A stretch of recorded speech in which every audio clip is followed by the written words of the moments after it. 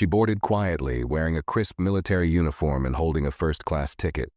No fuss, no demands, just a calm soldier returning home. But minutes after taking her seat, a flight attendant stopped, looked her up and down, and said the words that stunned the entire cabin. "You don't belong here." She was forced to move to the back of the plane, humiliated in front of strangers. No one stood up for her. No one questioned it. She didn't argue. She simply took out her phone and sent one short message. That message didn't just change her seat, it changed everything. Before the flight touched the ground, the pilot received a call. The airline scrambled into damage control, and the woman who judged her had no idea who she had just pushed aside. What happens next will make you question how many others were silently dismissed, without anyone ever knowing. Keep watching. This story doesn't end the way you think. Before we start the story, comment below where in the world you're watching from today. And if you enjoy stories like this, don't forget to subscribe and turn on the bell icon so you don't miss the next one. The plane doors were just beginning to close when Danica stepped inside, her military boots making a soft thud against the cabin floor. Her uniform was crisp, and her posture held the kind of calm that only came from years of discipline. She wasn't here to impress anyone. All she wanted was to reach her seat and rest. This was her first flight home after a long deployment overseas. Her father had surprised her with a first-class ticket as a welcome home gift. He didn't say much when he handed it to her, just a firm nod and a quiet, "You earned it." That was enough. She didn't need praise, just peace. Danica moved through the cabin quietly, scanning the seat numbers until she found 3A, right next to the window. She slid into her seat, folded her uniform jacket carefully, and tucked her backpack under the seat in front of her. A few passengers looked her way, some with polite smiles, others barely noticing her at all. She didn't mind. She leaned back and closed her eyes for a moment, letting the weight of the last year ease off her shoulders, but her calm didn't last long. A flight attendant walked down the aisle toward her. Her name tag read Ms. Burke. She was tall, sharp-featured, with a neatly pinned bun and a clipboard in hand. She smiled as she approached, but there was something forced behind it. Her eyes moved from Danica's face to the seat number, then to the uniform. "Excuse me," Ms. Burke said, pausing beside her. "May I see your boarding pass?" Danica opened her eyes, slightly surprised, but nodded and reached into her pocket. She handed over the pass without a word. Ms. Burke glanced at it, then looked back down at her, the corners of her mouth twitching. "This is a first-class seat." "Yes," Danica said calmly. "That's what my ticket says." Ms. Burke's smile thinned. "Are you traveling alone?" Danica nodded once. "I am." The attendant held the ticket a little longer, as if expecting it to change in her hand. Then she handed it back and said, "You're not in the right place. I think there's been a mix-up. This section is reserved for premium customers." Danica looked at her, confused. "This is the seat I was assigned. It's the right one." Ms. Burke didn't back away. She leaned in slightly, lowering her voice but making it firm. "I'm asking you to move to the back. You may have gotten this ticket by mistake, or maybe someone gave it to you. Either way, I need to clear this up so we can begin takeoff." Danica blinked. "It was a gift. From my father. He purchased it." "I'm sure he meant well," Ms. Burke replied. "But this isn't standard procedure. I need you to come with me." She reached out and placed her hand gently but firmly on Danica's arm, urging her to stand. The contact wasn't rough, but it was enough to make Danica freeze. A few heads nearby turned. Someone whispered. Someone else looked down at their phone, but no one said anything. Danica slowly stood up. She didn't argue. She didn't raise her voice. She just gathered her things, adjusted her posture, and began the walk to the back of the plane. No one looked her in the eyes. No one offered a word. She found an empty seat in economy and sat down quietly. The seat was tighter, the space more cramped, but she didn't care. What hurt wasn't the downgrade. It was the way it happened, like she didn't belong, like she had done something wrong. Her hands were trembling slightly. She reached into her backpack, pulled out her phone and opened her messages. She typed a short message to her father. She made me move to economy. Said I didn't belong. I didn't argue, but she put her hand on me. I'm okay. Just upset. She hit send. Then she placed the phone face down on her lap and stared straight ahead. And even though the plane seemed calm again, Danica knew in her gut. This wasn't over. Danica sat quietly in the cramped economy seat.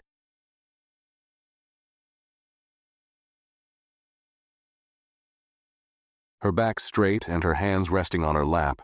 She stared at the seat back in front of her, but her thoughts were racing.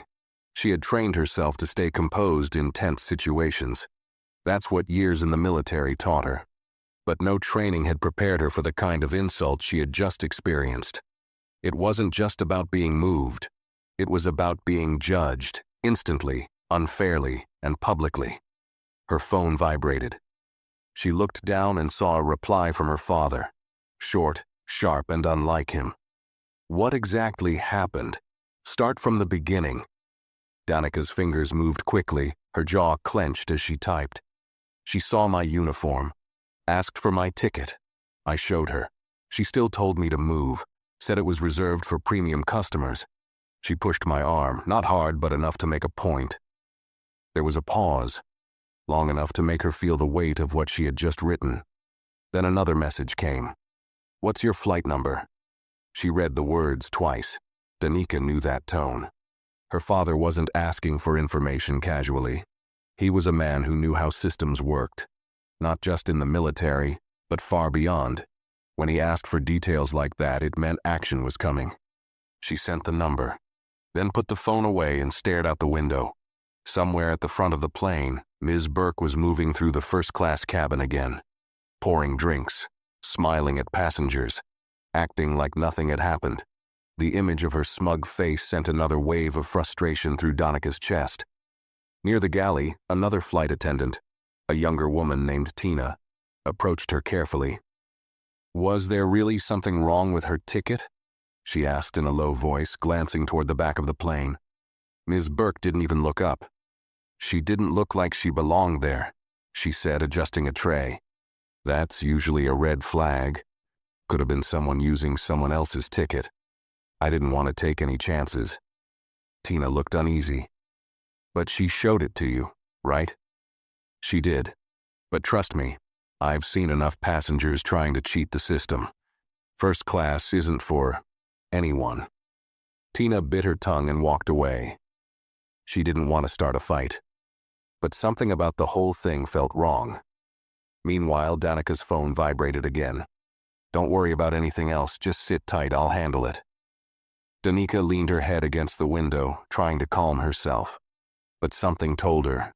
The flight was about to take a turn no one expected. Up in the cockpit, the captain was focused on his instruments when the in-flight phone buzzed beside him. He reached over and picked it up without much thought. Captain Reynolds. A voice on the other end spoke clearly, firmly. This is Commander Victor Thompson. I'm calling in reference to a passenger on Flight 227. My daughter, Sergeant Danica Thompson, was just removed from her first-class seat by a flight attendant. The captain straightened in his chair. Yes, sir, I wasn't aware of any. She was humiliated in front of other passengers, physically touched, and downgraded without cause. The voice continued. I've already spoken with the Department of Aviation Security. Expect a call shortly. Until then, I suggest you speak with your lead flight attendant and verify what happened. The line clicked off before the captain could respond. For a moment, all he could do was sit there and stare at the controls, the weight of that call settling in fast. He reached for the cabin intercom and pressed the button. Ms. Burke, please report to the cockpit immediately. Back in the first-class cabin, Ms. Burke paused mid-step.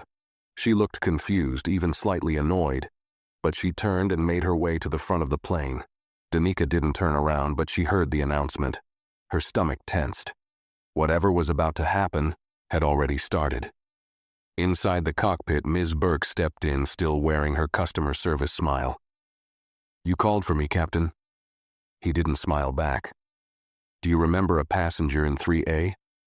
A female soldier? Ms. Burke hesitated for a second. Yes, there was a mix-up with her seat assignment. I asked her to move. Did you check her ticket?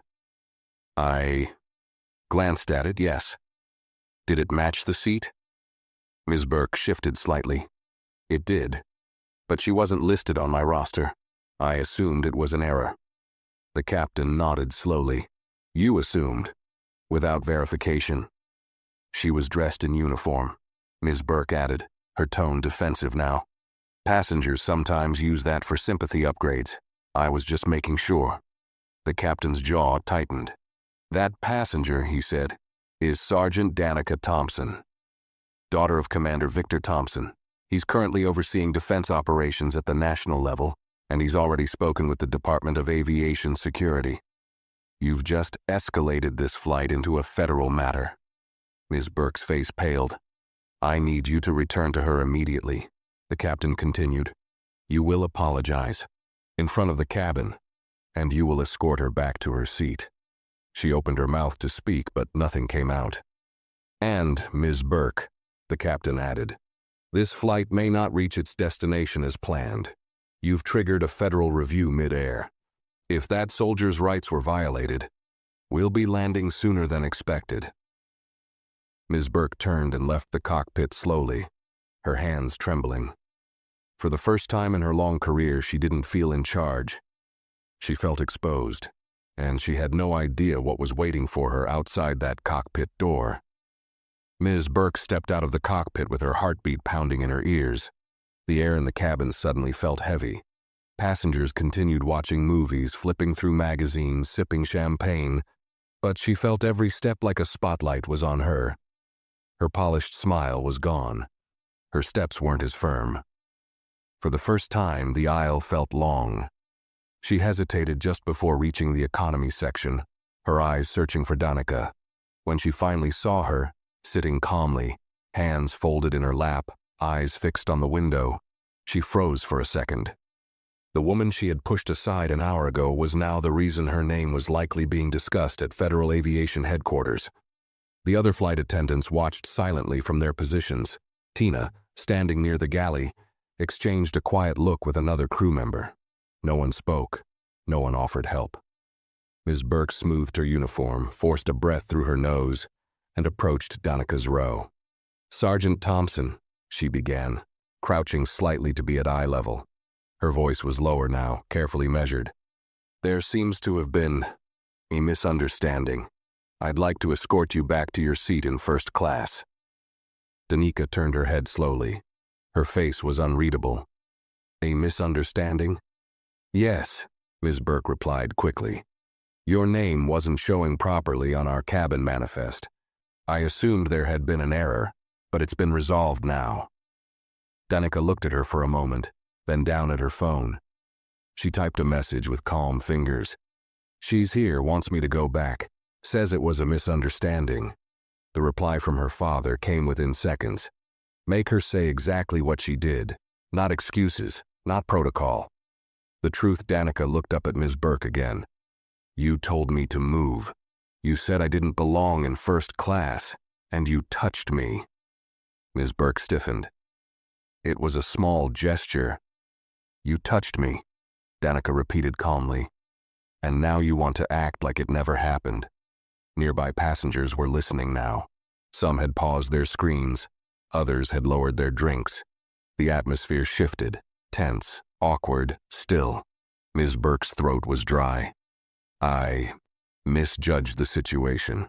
I may have overstepped, and I apologize for the inconvenience. Danica raised an eyebrow. You didn't ask anyone else in first class to show their ticket. Only me. Why? The question hung in the air like a heavy weight. Ms. Burke hesitated, glancing around at the watching passengers. Her face turned a shade paler. I made a mistake, she admitted quietly.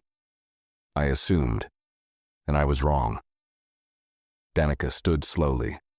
Her voice was quiet, but every word was clear. Then say it loud enough for them to hear. Ms. Burke swallowed hard. Then, standing up straight, She turned slightly toward the nearby passengers. "I wrongly removed Sergeant Thompson from her seat. She had a valid ticket. I judged her unfairly, and I apologize." The silence that followed was louder than any words.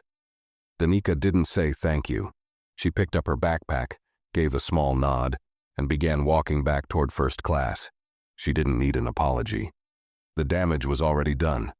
Danica walked back to the front of the plane with quiet strength.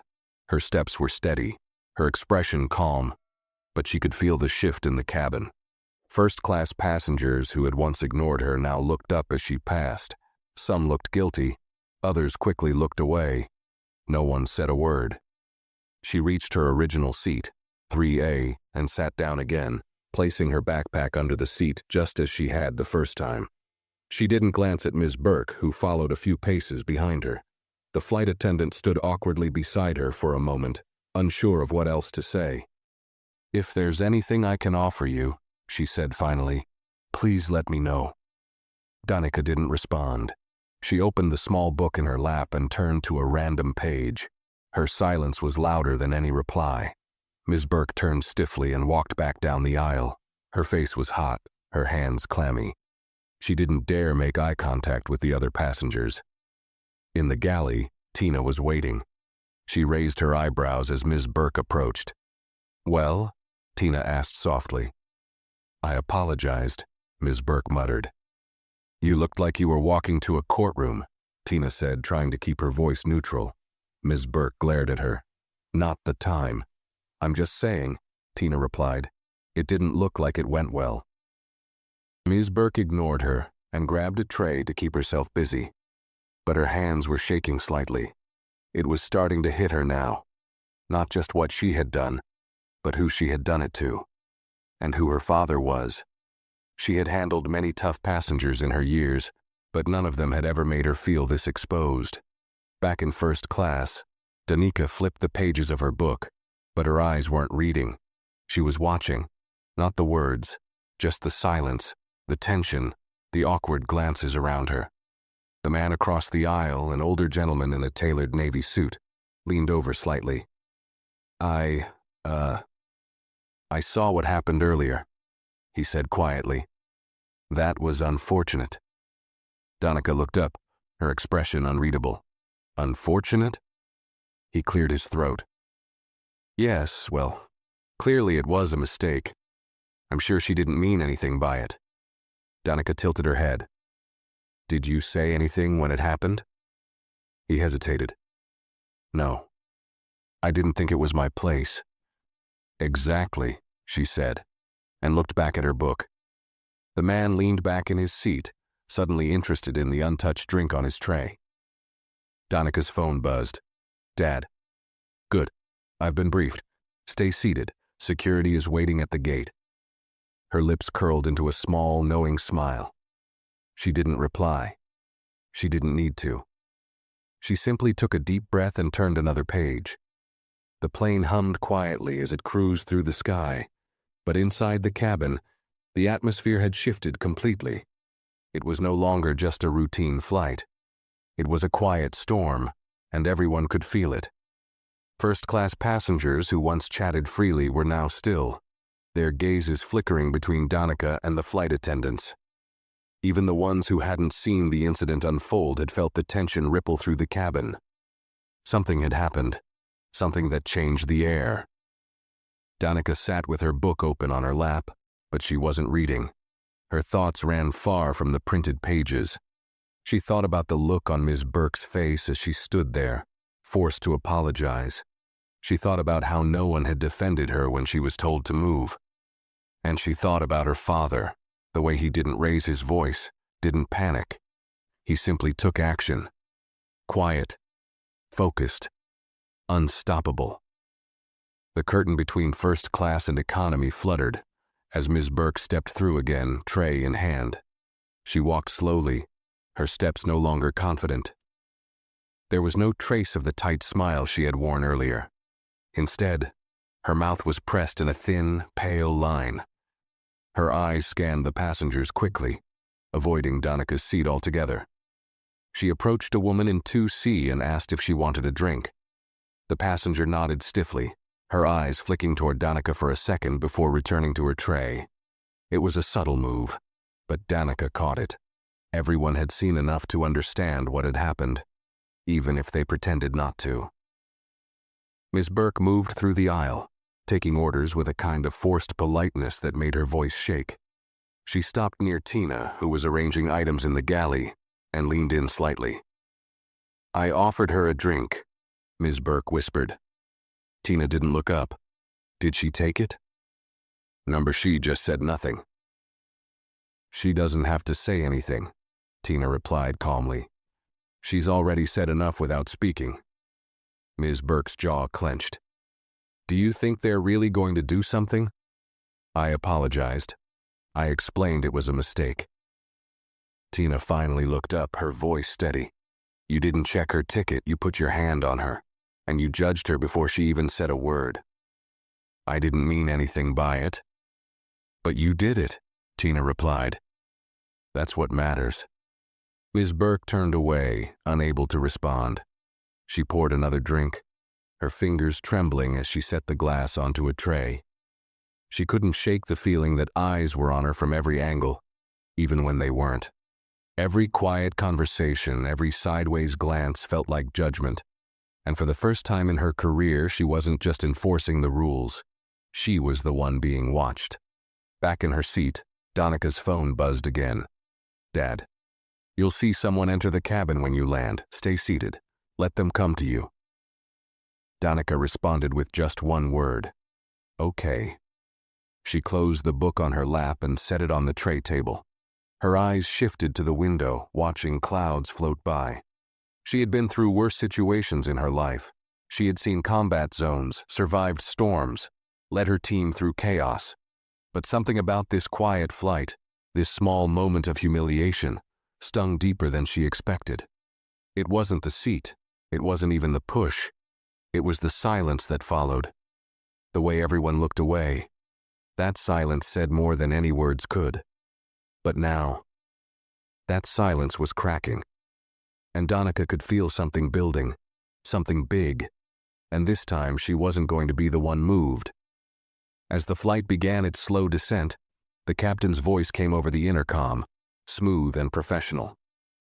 "Ladies and gentlemen, we're beginning our initial approach. Please return to your seats and ensure all tray tables are in the upright position." The usual shuffle began, passengers buckling seatbelts, folding blankets, finishing drinks. But beneath that routine, something else stirred, a quiet anticipation. It moved through the cabin like a wave, unspoken but present. Many didn't know the full story, but they knew enough to sense that the end of this flight wouldn't be ordinary. Danica sat still, her seatbelt already fastened. She could feel the tension in her neck and shoulders, but she didn't shift. She simply waited, her phone resting quietly in her palm, her eyes straight ahead.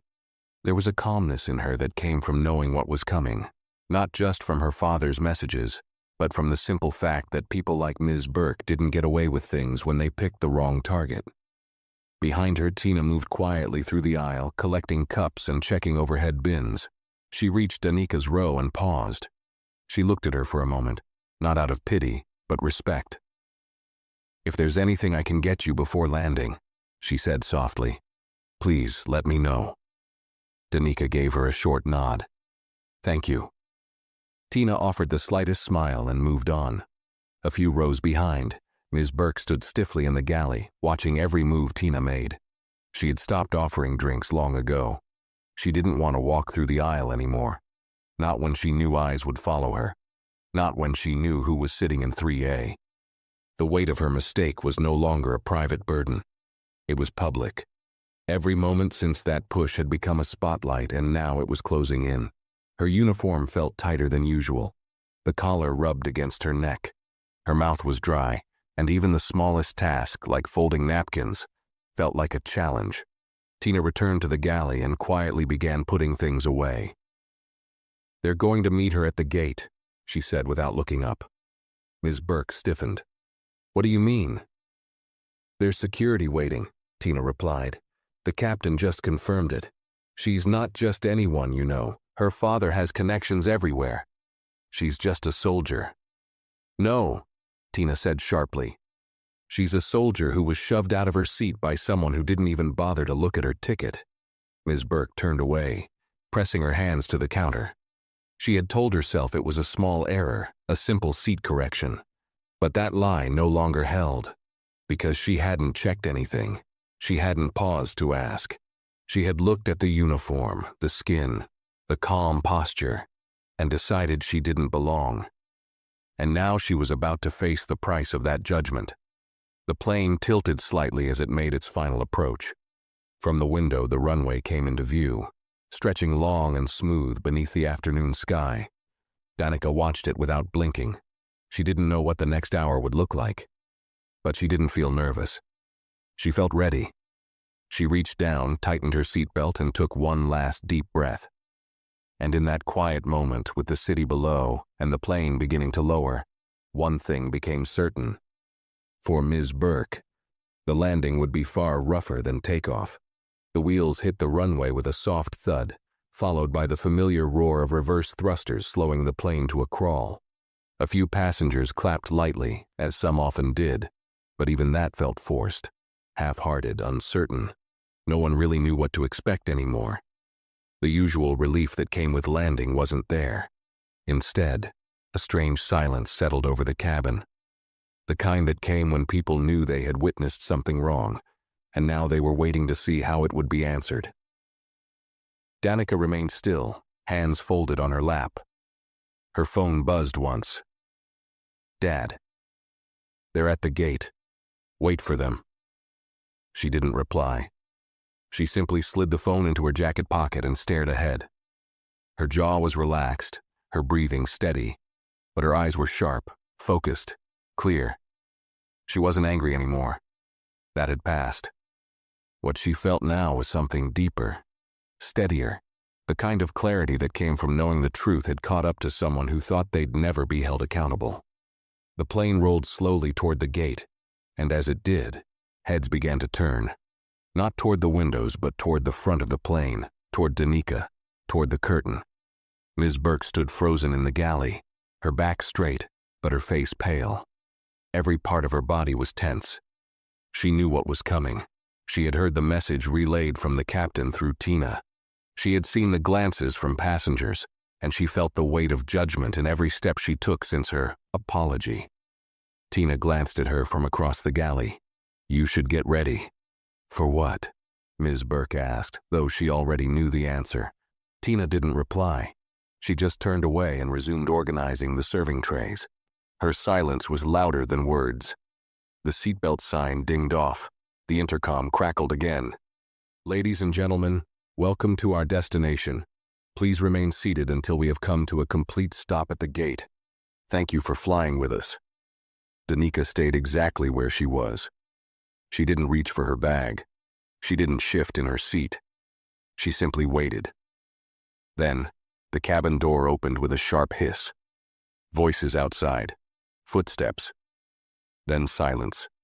A moment later, a man in a dark uniform stepped into the plane. Tall, broad-shouldered, calm. His badge was clipped to his chest. His face was unreadable. He didn't look at the passengers. He didn't look at the other attendants. He looked straight at Ms. Burke. "Ma'am," he said firmly, "you'll need to come with us."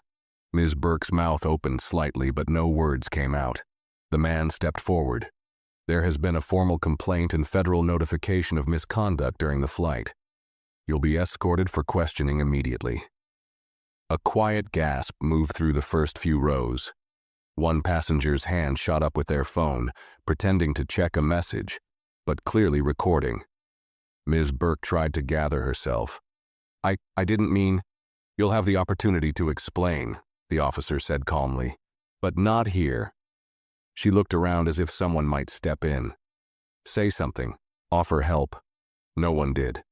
She straightened her uniform, lifted her chin, and stepped out into the aisle.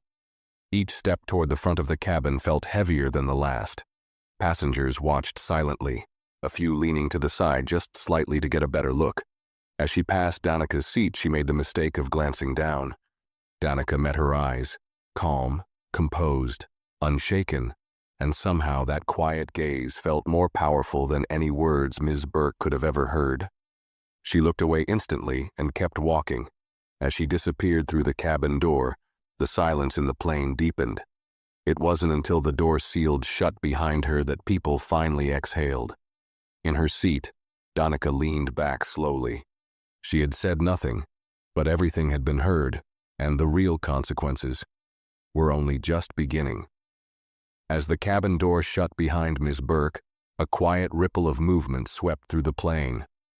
Passengers began unbuckling their seatbelts, standing slowly, retrieving bags from overhead bins.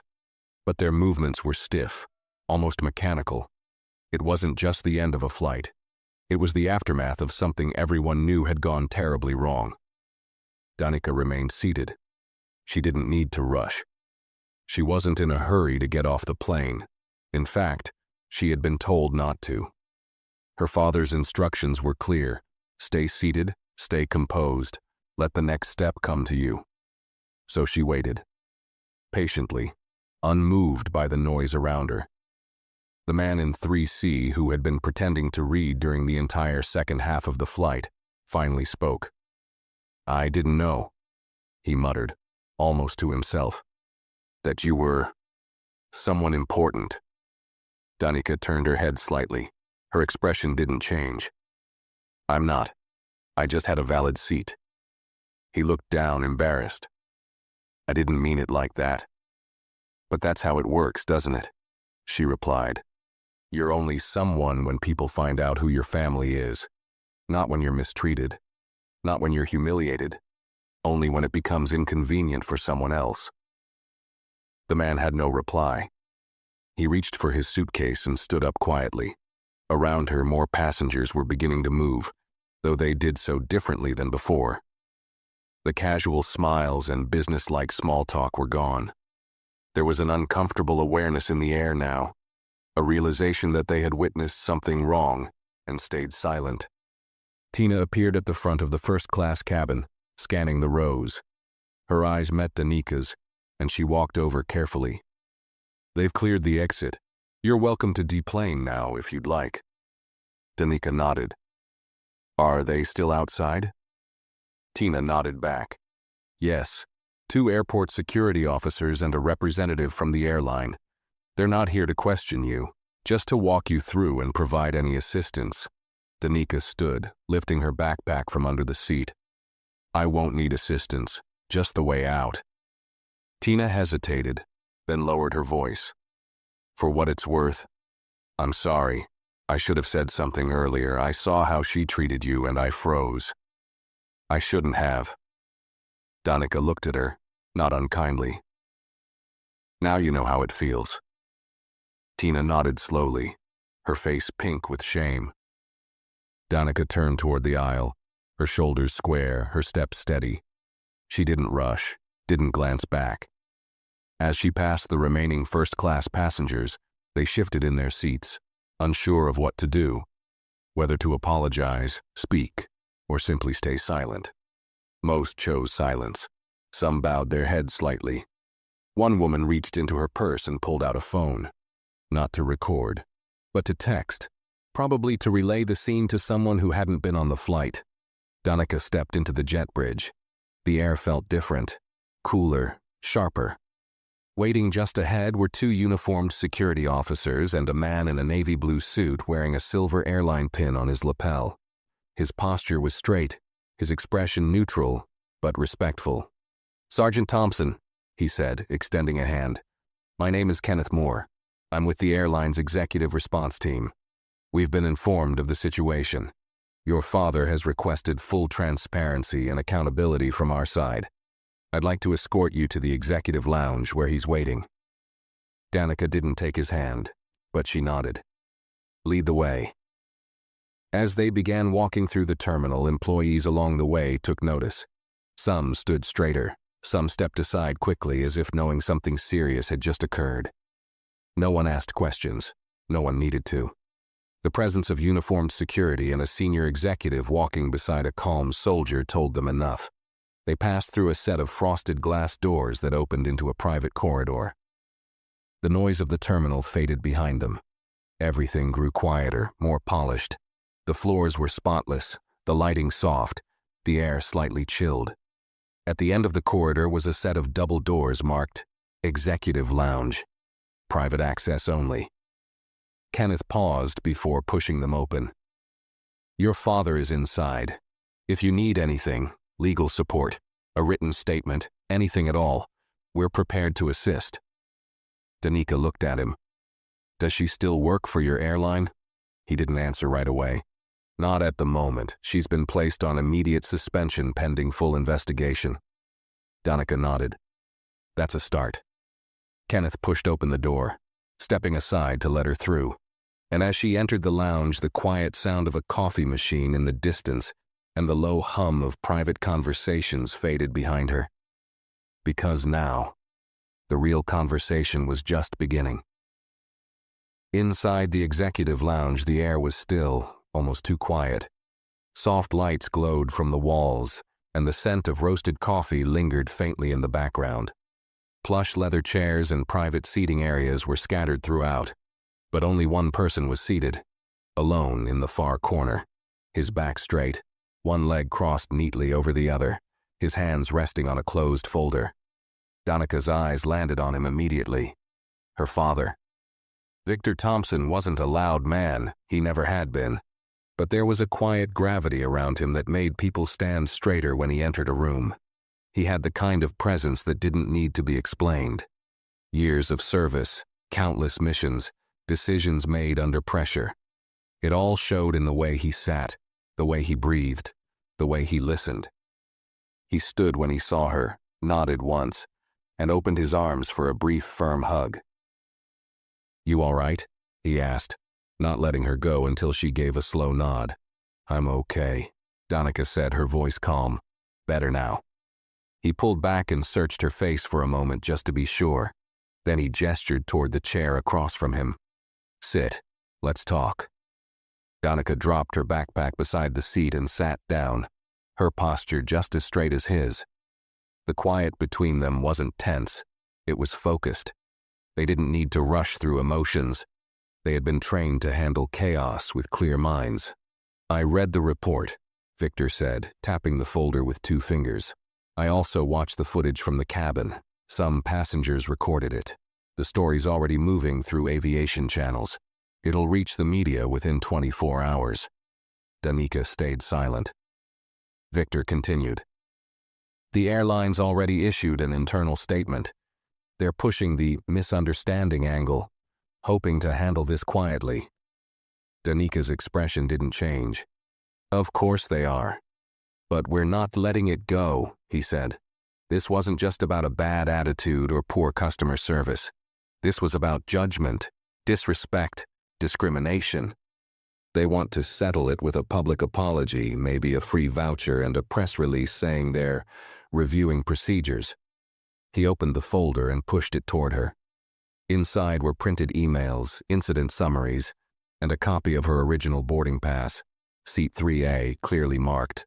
Her name, her title, her ID, everything in black and white. She didn't check anything, Danica said quietly. She didn't care to, Victor replied. There was a pause. She's suspended, he said. Pending investigation, but that's not enough. Danica tilted her head. You want her fired? Victor gave a small shake of his head. This isn't about revenge. It's about consequence, real consequence. Firing her quietly does nothing. She'll move on, maybe start again at another airline, maybe do the same thing to someone who doesn't have a father, with access to every senior contact in the Department of Transportation. He leaned forward. I want public policy change. Mandatory anti-bias training for every cabin crew. I want a review system that allows passengers to safely report discrimination without being dismissed as difficult. And I want that airline to issue a public apology not just to you, but to every uniformed service member who's been disrespected in silence. Danica watched him. This wasn't new to her. Her father didn't shout. He didn't threaten. He simply set goals and reached them every time. They'll fight it, she said. They'll lose, he replied. Another pause. Danica picked up the boarding pass from the folder and stared at it. All this because she looked at me and decided I didn't belong, she said. Victor nodded slowly. And now she'll spend the rest of her career asking herself why she did. Danica set the pass down. She sent me an apology. Victor raised an eyebrow. Did you answer? I told her I wasn't angry, Danica said. But I also told her this isn't just about me. I said I didn't care if she was sorry. I care if she changes. Victor's eyes held hers for a moment, then he gave a slight nod of approval. That's the difference between you and her, he said.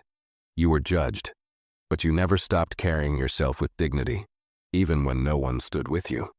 Danica sat back in the chair, her mind drifting for a moment. I didn't ask for all this, she said. No, he replied, but it asked for you. A soft knock sounded at the door. Kenneth Moore, the airline executive who had escorted her earlier, stepped in again. We've cleared the terminal. Press isn't here yet, but they've started calling. Would you both like to use a private exit? Victor looked at Danica. She considered it for a second, then shook her head. No, she said. Let them see me. Kenneth gave a respectful nod. Understood. Victor stood, picked up the folder and closed it. He glanced at his daughter, his soldier, and gave a rare, quiet smile. Let's go remind them who you are. Danica stood beside her father as the lounge doors opened, the quiet professionalism of the private space giving way to the fluorescent glow of the terminal corridor. It was a long walk to the exit, but she didn't feel small walking it. Not anymore. With every step she carried more than her backpack. She carried what had happened, and the weight of it no longer pressed her down. It grounded her. 2 airline security officers flanked them discreetly, more for protocol than protection. Ahead of them, Kenneth Moore walked briskly, phone in hand, answering messages and giving clipped, quiet responses. Though the airline had tried to keep things quiet, they were already losing control of the story. Social media posts from passengers were circulating, blurry videos of Ms. Burke escorting Danica back to first class, and whispers about a soldier being kicked out of her seat had started spreading online like smoke from a fire. Passengers still in the terminal began to take notice. A few slowed their steps. Some stared. One woman in a gray pantsuit nudged her husband and whispered something. Eyes locked on Danica. A child looked up and asked, "Is she famous?" His mother shushed him gently, eyes wide with recognition, not of Danica's name, but of the story she had just become part of. Danica didn't flinch. She kept her chin high, her posture steady. The uniform she wore wasn't just cloth and stitching, it was earned. And now, it was a reminder, not of war, but of what respect was supposed to mean. As they reached the outer doors of the terminal, a young employee stepped forward nervously, holding a tablet. She looked flustered, like she had been sent to deliver a message she didn't understand. "Mr. Thompson?" she asked, addressing Victor. "Yes. The CEO is requesting a call as soon as possible. He's asking if you'll consider a sit-down meeting before speaking to the press. He wants to handle this internally." Victor looked at Danica. Danica didn't hesitate. "Tell him I'm not interested in silence." The employee swallowed hard and nodded. I'll pass that along." They stepped outside into the cool, late afternoon air. The sky was a pale gray, and a soft breeze drifted through the open space of the private pickup zone. Waiting at the curb was a black SUV, its engine quietly running. Victor opened the door for his daughter. She slid in, resting her hands on her knees, staring out the window as her father joined her on the other side. The driver closed the door behind them and pulled away without a word. For a while, neither of them spoke. The city moved past them slowly. Busy intersections, blinking traffic lights, pedestrians walking with purpose. Life unchanged. But for Danica, something had shifted. And not just for her. After several blocks, Victor finally broke the silence. "You know what's going to happen next, don't you?" Danica nodded slightly. "They'll try to fix it with a statement, maybe suspend her officially. Say it was poor training, miscommunication. Victor nodded. And? They'll wait for it to fade. Most things do. But this one won't. Danica turned her head toward him. Not if we don't let it. He studied her for a moment, then leaned back in his seat. We're drafting a policy proposal tonight. I'm forwarding it to the Department of Aviation. You're going to help me write it. Danica raised an eyebrow. Language matters, he said. You've earned the right to decide how that policy should feel, not just what it says. She nodded slowly, a quiet sense of purpose growing inside her. This wasn't just about one flight. It was about every quiet injustice that went unchallenged. Every time someone was moved, dismissed, or disrespected for not looking like they belonged. They weren't just going to end the story. They were going to start a new one. Back at the airport, behind closed doors, Ms. Burke sat alone in a sterile conference room, waiting to be called in. Her hands were clenched on the table, her blazer still perfectly buttoned, though it no longer felt like armor. It felt like a costume she couldn't take off. She had already read the preliminary notice from HR. She knew what was coming. Investigation, review, possible termination. But what weighed heavier than that was the fact that she had done this to herself. She hadn't just made a mistake. She had made a choice. And that choice had led her here, to this cold room, this silence, this reckoning. Her name wasn't trending yet, but Danica's was. And with every refresh of the news feed on her phone, Ms. Burke could see the moment slipping further from her control. Her career wasn't just in danger, it was already behind her. And in a city miles away, the woman she had underestimated was now working on a new set of rules. Ones that would make sure no one else ever felt that same quiet humiliation again. Because the next time someone tried to move a soldier out of her seat, they'd think twice. Night had fallen over the city by the time Danica reached her father's apartment. The skyline blinked in the distance, scattered lights flickering across high-rise windows, traffic humming below like the steady pulse of a giant machine. But inside the apartment, everything was still, organized, quiet, and filled with a strange mix of comfort and intensity. The kind of place where calm lived right next to command. Danica changed out of her uniform and into a simple sweatshirt and jeans, then joined her father in the small study where the lights were dim, and the table was cleared except for a laptop, a legal pad, and a half-empty mug of black coffee. Victor was already typing when she entered, the sharp click of the keys cutting through the silence. "They've issued a statement," he said without turning. Danica crossed her arms. "Let me guess. We regret the incident. We do not tolerate discrimination. We're investigating further." He turned the screen toward her. "We are aware of an incident involving one of our crew members and a passenger who is a decorated U.S. service member. We take this matter seriously and have placed the crew member on temporary leave while we conduct a full internal investigation. We remain committed to treating all passengers with dignity and respect." Danica let out a quiet laugh, but there was no humor in it. "So they still won't say my name or hers. They're protecting themselves," Victor said flatly. "They think vague words will buy time, buy silence." She stepped closer. "And you're not going to let that happen." He nodded, then gestured to the legal pad beside him. "I've written the framework. You fill in the rest."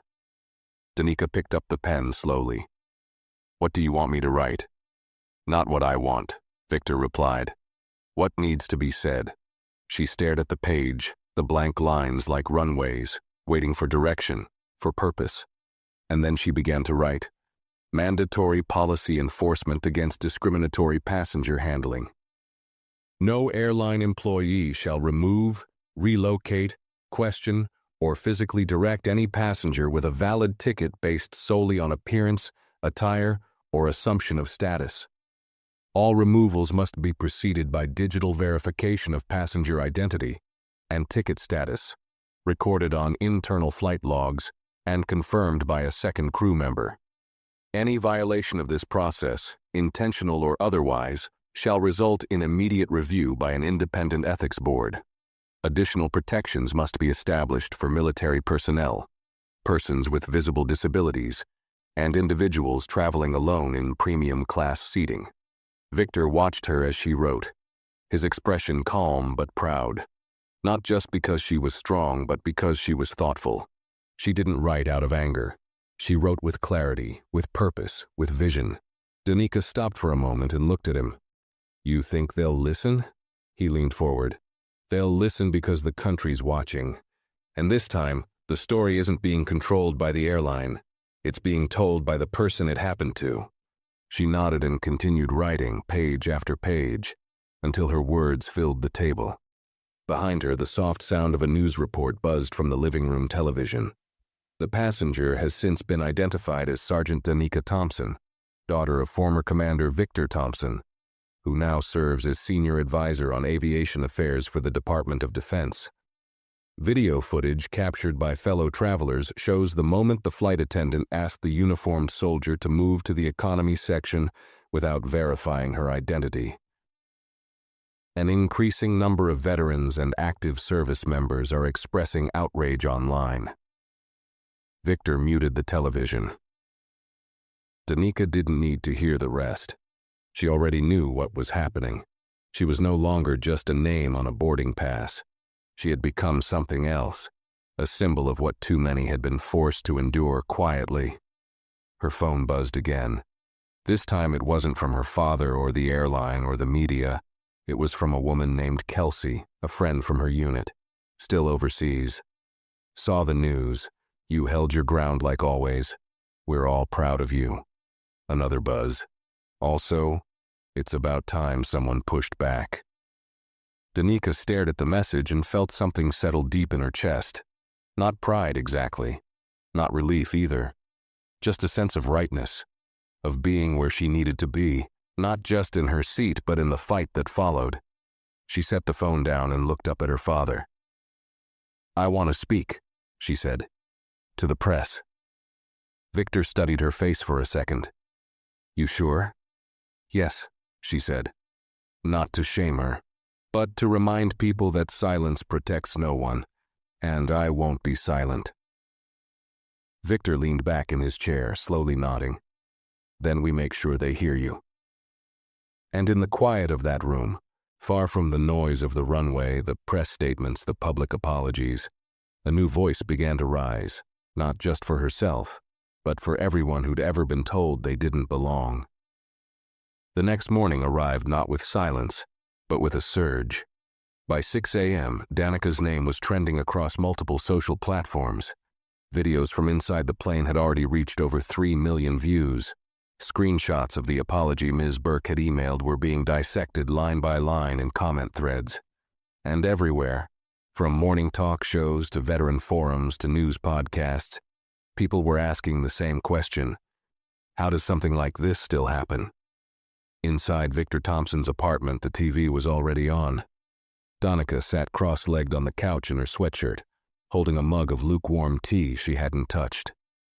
The news anchor's voice drifted over the soft hum of the apartment's heating system.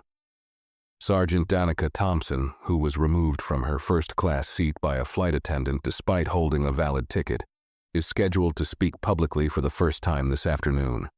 The airline, still under fire, has issued a second, slightly more direct statement, acknowledging failures in cabin protocol and promising a full review. Meanwhile, calls for more transparent passenger rights are spreading nationwide. Danica muted the TV. She didn't need the play-by-play. She was in the middle of it. Victor entered the room, already dressed in a clean button-down, holding his phone, scrolling with focus. "We've had interview requests from 7 major outlets, 2 national magazines, a documentary crew, and a congresswoman wants to meet you personally." Danica raised an eyebrow. "What does she want?" Victor sat down across from her. "She wants to hear your perspective before drafting a passenger protection bill. It might get fast-tracked, especially with how loud this story's gotten." Danica sighed. One flight, one push, and now this. Victor looked her dead in the eyes. Number not just one flight. Every moment like this that happened before and was ignored. You're just the one who refused to be quiet. She set the mug down. "I didn't refuse, I just..."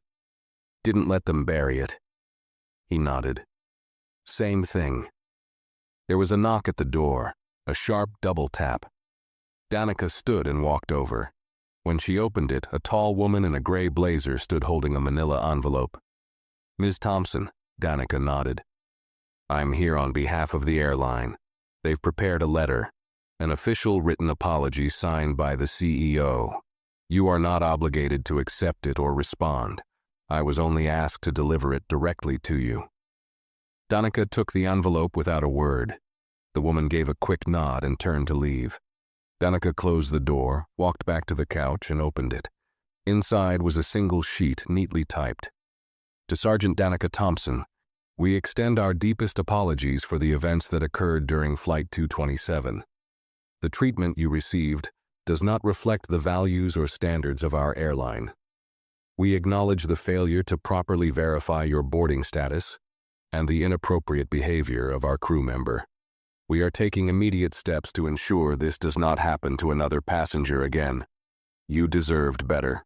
We are truly sorry. Sincerely, Harold Beck, CEO. Danica stared at the letter. It was fine, polished, professional, almost human, but also too late. She placed it on the coffee table and sat back down. Victor studied her. You don't look satisfied. I'm not angry, she said. But they didn't say why it happened. They didn't name it, that's the problem. Until they admit what the real issue was, it's just damage control. Victor nodded slowly. You want to name it? She looked at him. Yes, and I want to do it today. He leaned forward. Then let's prepare for your statement. They spent the next 3 hours refining every word. Not a single sentence was wasted. No cliches, no safe phrases. Danica didn't want to come off as bitter or vengeful. She wanted to sound real, controlled, strong. The soldier who didn't yell but made everyone listen. By noon, they arrived at the press conference hall arranged by a local veterans organization. It wasn't a massive event. Just a few cameras, a podium, and rows of folding chairs filled with journalists, bloggers, and a handful of active duty officers who had come simply to support. Danica stood backstage as Victor adjusted the mic. She wore a plain dark blazer and jeans. No uniform, no medals, she didn't need them. A man with a clipboard gave her a final signal. Whenever you're ready. She stepped out. The room quieted instantly. The cameras adjusted. The lights seemed to pause in the air. Danica approached the podium, took a breath, and began. I didn't come here to shame anyone. I didn't come here to destroy a person's career or ruin a company's name. I came here because I was treated like I didn't belong. And I knew I wasn't the first. I didn't ask for special treatment. I didn't ask for attention. I had a valid ticket, and I wore a uniform I earned. That should have been enough. But it wasn't. I was asked to move because of how I looked. Because of what someone assumed. That's not a misunderstanding, that's a judgment, a dangerous one. And it happens too often, not just to soldiers, but to people who travel while black, while brown, while disabled, while poor, while quiet, while proud. So I'm using my voice now, not just for me, but for the others who couldn't use theirs. I'm not asking for an apology. I've already received one. I'm asking for accountability, for policy, for a promise that the next time a flight attendant sees someone who doesn't fit their idea of first class, they'll check their bias before they check the boarding pass. Because I belong, we all do, and no seat number can change that. When she finished, the room was silent. Not because they didn't know how to react, but because they knew they had just heard something honest, something necessary. Victor stepped forward and placed a hand on her shoulder, not to guide her off the stage, just to let her know he was there. As the applause finally began to build, first small, then louder, Danica didn't smile. She stood tall, steady, unshaken, and for the first time since Flight 227, she finally felt heard. The days that followed moved fast, faster than Danica had expected. The clip of her speech went viral within hours, reaching millions by evening. It was reposted by military veterans, civil rights organizations, airline workers, news outlets, even celebrities. But it wasn't fame that followed. It was conversation. Her inbox flooded with messages, hundreds from strangers she'd never met. Some were from service members who had faced similar treatment. Others came from parents, students, teachers, passengers, people who had never worn a uniform but had still been made to feel small at 30,000 feet. One message stood out. It was from a retired nurse named Gloria Benton. "I once sat in first class with a ticket bought by my son. The flight attendant asked to see my ID. I was the only one asked. I'm 74 years old. I didn't know how to speak up, but watching you, I felt like you did it for me." "Thank you." Danica stared at the screen for a long time before she answered. "You never needed to prove you belonged. That seat was yours. I'm just sorry no one told you that sooner." Behind the scenes, momentum was building fast. Victor had coordinated a formal policy proposal to the Department of Transportation, and with pressure from advocacy groups and national press coverage, it was getting real consideration. The proposal wasn't flashy. It didn't promise overnight change, but it was specific, actionable, and more importantly, it was co-authored by Danica herself. The proposal included mandatory bias awareness training for all airline staff, with real-world scenario testing, third-party oversight committees to review passenger complaints involving removal or seat reassignment, instant verification protocols for ticket disputes, ensuring digital logs of every interaction were stored, protected class flagging, making sure passengers from vulnerable or historically marginalized groups were not singled out for additional scrutiny without cause. It was clear, firm, and unshakable. And for the first time, Danica felt her voice wasn't just being heard, it was changing things. But not everyone was ready to move on. One evening, as she walked into a quiet bookstore cafe for a veterans podcast interview, Danica saw a familiar face sitting alone at a far table, tucked into a corner where most wouldn't notice her. Ms. Burke. Her hair was looser, her posture smaller, but it was unmistakably her. The former flight attendant who had started it all. She wasn't in uniform. She looked tired, not just physically, but worn down from the inside. And as soon as she looked up and saw Danica, her face tightened. Danica didn't approach her. She didn't need to. Their story had played out. But before she left the cafe that night, the manager handed Danica a folded note with shaky handwriting on the front. For Danica. She unfolded it slowly. "I lost my job. I deserve to. I wanted you to know I've started volunteering at a community center near my apartment, working with kids who've never flown before. One of them said she wants to be a pilot because of you. I will never forget what I did to you, but I promise it won't define who I am forever. I'm sorry. Still. Always." MB star Danica folded the note once more. She didn't smile. She didn't cry. She simply placed it in her bag.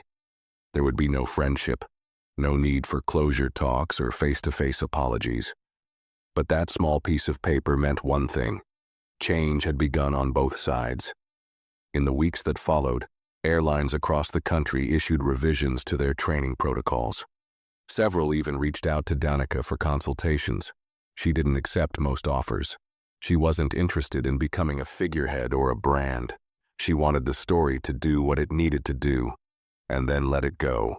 One morning, she received a call from her old unit. They were sending her a framed citation, not for battlefield performance, but for civic bravery. She laughed when she heard that term. "You stood up on a plane, Dan," her commanding officer said. "But the impact hit like a bomb." She accepted the honor, quietly, with grace. And she kept flying. Not because she wasn't afraid of being judged again, but because she refused to let one bad flight ground her forever. On her next trip, she wore jeans and a t-shirt. No uniform. No spotlight. Just a woman with a backpack and a boarding pass. When she approached the gate, the agent smiled and nodded. "Welcome, Ms. Thompson. Seat 2A. Enjoy the flight." No second glances. No questions. No assumptions. And when she sat down in her seat, this time without interruption, she simply looked out the window, took a deep breath, and smiled softly to herself. Not because she had one, but because she knew. She would never have to explain why she belonged again. Spring rolled in slowly, with blooming dogwoods and cleaner skies, and months had passed since the incident on Flight 227, but its impact had only grown stronger with time. By now, the story of Sergeant Danica Thompson had moved far beyond a viral headline. It had become a reference point, spoken about in policy meetings, cited in diversity training seminars, discussed in classrooms across the country. College students wrote essays on the power of silent protest. Airline crews used her story in case study modules about ethics and accountability. And most importantly, ordinary passengers, especially those from underrepresented backgrounds, began to feel that they could speak up without fear of being ignored. Danica hadn't asked for any of it, but she carried it well. Her days returned to a quieter rhythm. No flashing cameras, no microphones, no urgent calls. She had gone back to her routine, working part-time as a civilian contractor on military readiness systems, tutoring at a nearby youth center on weekends, and spending long hours hiking alone through state parks with only her thoughts and the sound of leaves beneath her boots. Yet the echoes of her story never truly faded. They came in gentle reminders. A woman at the grocery store who touched her elbow and whispered, "You gave me courage to speak up at work." A teenage boy at the bus stop who recognized her and asked, "Were you the one from that flight?" An older man in line at the DMV who, without asking for a picture, simply nodded and said, "Thank you for holding the line." It wasn't fame. It was something deeper. Respect, rooted in truth.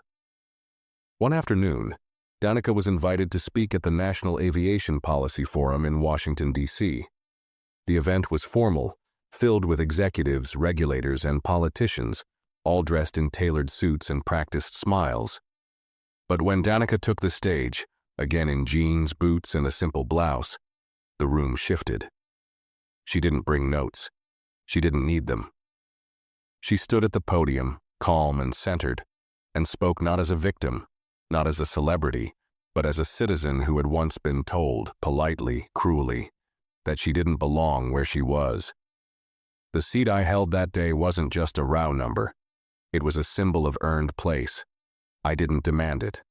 I didn't upgrade myself into it. It was mine.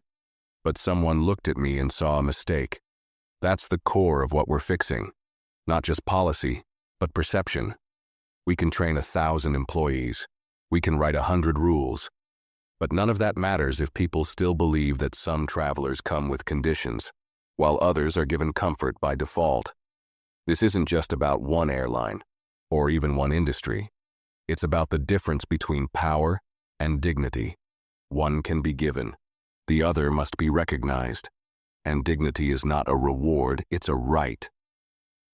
When she stepped away from the podium, the applause wasn't loud. It was long, sustained, respectful, real. That evening, after the forum, Danica walked through the streets of D.C. alone. The air was cool, and the city buzzed with life. Car horns, voices, the occasional burst of laughter from a restaurant patio. She found herself drawn to the National Mall, where the monument stood bathed in soft golden light. She sat on a bench across from the Lincoln Memorial, the stone giant watching over the city with silent patience. For the first time in weeks, she allowed herself to think back to that exact moment on the plane. The moment Ms. Burke touched her arm, told her to move, told her she didn't belong. It still stung. But it didn't define her. She had redefined it. That single moment, one hand on her shoulder, one assumption disguised as authority, had spiraled into something none of them could have predicted. Not because she yelled, not because she fought, but because she stood up by sitting down and refused to let the silence win. Across the mall, the wind picked up slightly. Flags fluttered. Lights shimmered on the reflecting pool. Danica sat still, hands in her lap, not smiling, but steady. There were no more apologies to demand, no more statements to wait for, no more stages to stand on, only life. And in that life she had claimed something no uniform or medal could give her, the power to be seen, and the strength to stay seated when the world tells you to stand somewhere else. And that, quietly, unshakably, was how she rewrote the rules, not just for herself, but for every soul who had ever been told, in any way, "You don't belong here. Not anymore. Never again." If you liked this video, give it a thumbs up. Share your thoughts in the comments and make sure to subscribe to the channel for more powerful stories like this one.